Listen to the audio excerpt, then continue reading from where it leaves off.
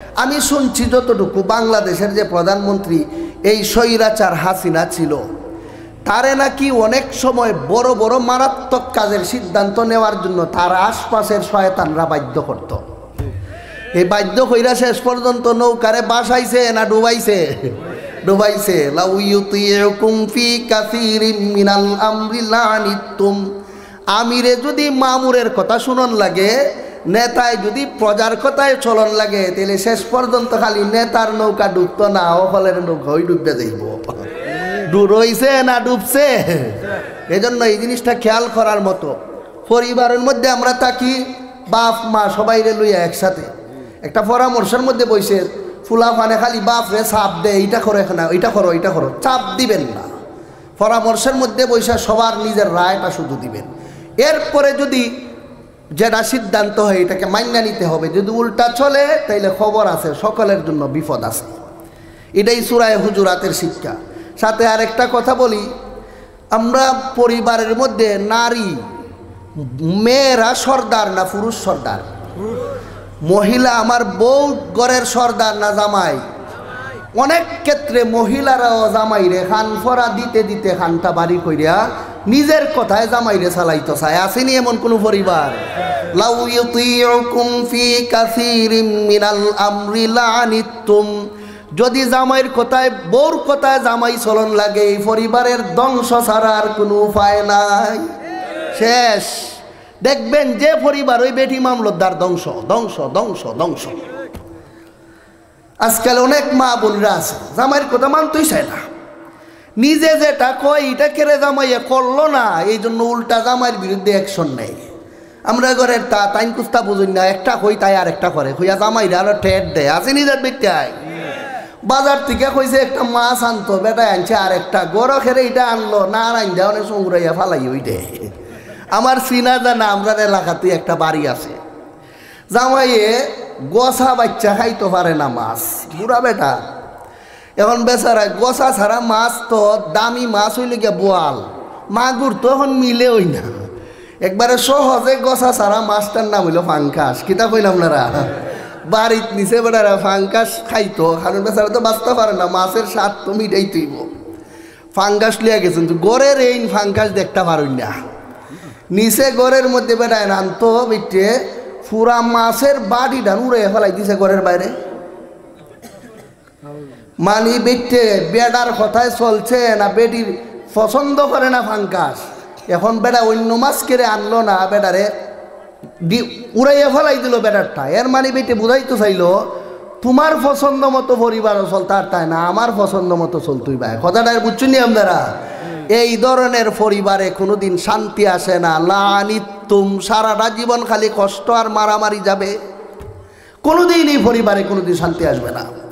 যদি জামাইয়ের কথায় বউ চলে তাহলে খালি দিন দিন বরকত হইতে থাকবে, বরকত হইতে থাকবে, বরকত হইতে থাকবে।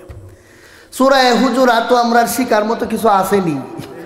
লাউ ইউতিউকুম ফি কাসীরিম মিনাল আমরি লানিতুম ওয়ালাকিন্নাল্লাহা হাব্বাবা ইলাইকুমুল ঈমানা ওয়া যায়্যানাহু ফি কুলুবিকুম ওয়া কাররাহা ইলাইকুমুল কুফরা ওয়াল ফুসুকা ওয়াল ইসয়ান।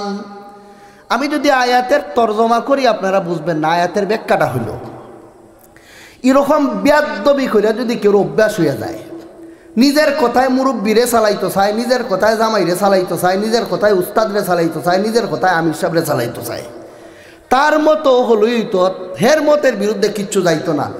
এই স্বভাব যদি কোনো মানুষের ভিতরে আইয়া জাগা বান্ধা লায়, শেষ পর্যন্ত লোকটায় তার মতের বিরুদ্ধে খুদার বিধান গেলে এই বিধান রে পর্যন্ত মানতে পারে না।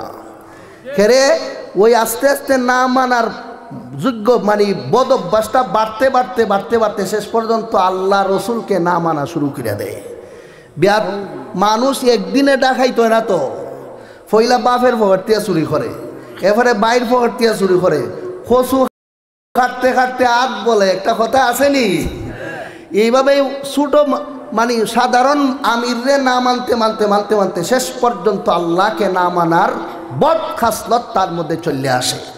এজন্য আল্লাহ রব্বুল আলামিন বলেন, শোনো তোমরার মধ্যে আমি আল্লাহ ঈমান দিছি, তোমরার অন্তরে আমি ইমানকে সুন্দর করে বসাইয়া দিছি। এরপরেও যদি গিয়ে বেয়াদবি করো, এমন একটা সময় আসবে শেষ পর্যন্ত তোমাদের মধ্যে ইমানের নূর থাকবে না।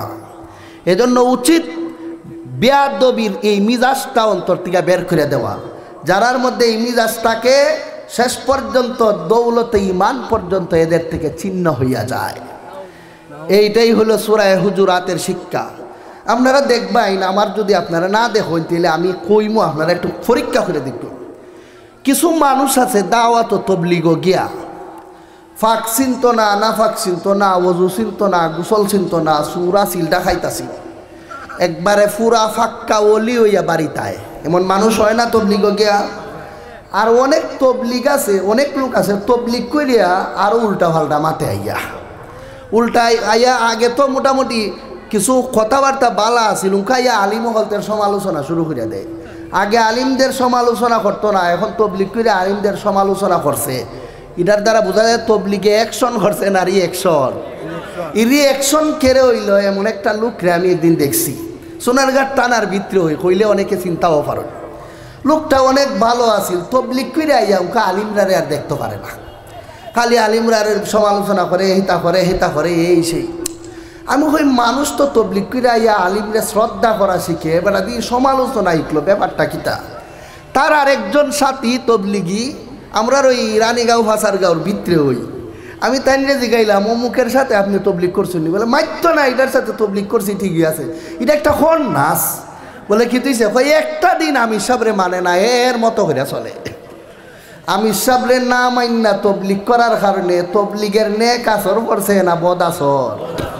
অ্যাকশন না হইয়া রিঅ্যাকশন হইছে। কেন? আল্লাহ পাক রব্বুল আলামিন বলে, লাউ ইউতিউকুম ফি কাসীরিম মিনাল আমরি লানিতুম ওয়ালাকিন্নাল্লাহা হাব্বাবা ইলাইকুমুল ঈমানা ওয়া যায়্যানাহু ফি কুলুবিকুম ওয়া কাররাহা ইলাইকুমুল কুফরা ওয়াল ফুসুকা ওয়াল ইসয়ান। আমি সাবরে মাইন্না চললে আল্লাহ রব্বুল আলামিন তোমাদের অন্তরের মধ্যে ইমানের নূর বাড়াইয়া দিবেন। আমির সাহেবকে মাইন্না চললে তোমাদেরকে আল্লাহ রব্বুল আলামিন গুনাহ খাতার প্রতি ঘৃণা সৃষ্টি করে দিবেন। পক্ষান্তরে যদি উল্টাটা করো, জামাইরে তোমার কথায় চালাইতে চাও, আমির সাহেবরে তোমার কথায় চালাইতে চাও, দলের নেতারে তোমার কথায় চালাইতে চাও, এর উল্টা অ্যাকশন হবে। আগে আসলায় ফরেজগার, এখন হইবা পাপিষ্ট। আগে ছিলায় তুমি আলেমের অনুসারী, এখন হবে আলিমের সমালোচক। উল্টা অ্যাকশন হবে। বুঝতে পারছেন আপনারা? এই হলো সূরা হুজুরাতের এই অংশের ব্যাখ্যা।